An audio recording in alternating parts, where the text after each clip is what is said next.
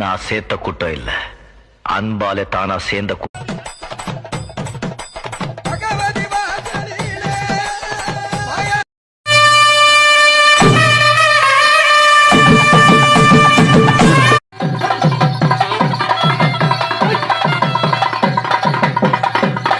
அவன் காவல் தெய்வம், காக்கும் தெய்வம்.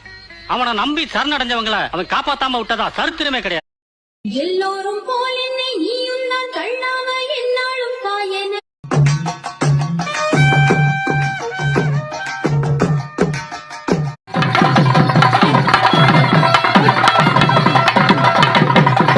கைலாசத்தில் பிறந்தவர்தான், கைலாசத்தில் பிறந்தவர்தான்.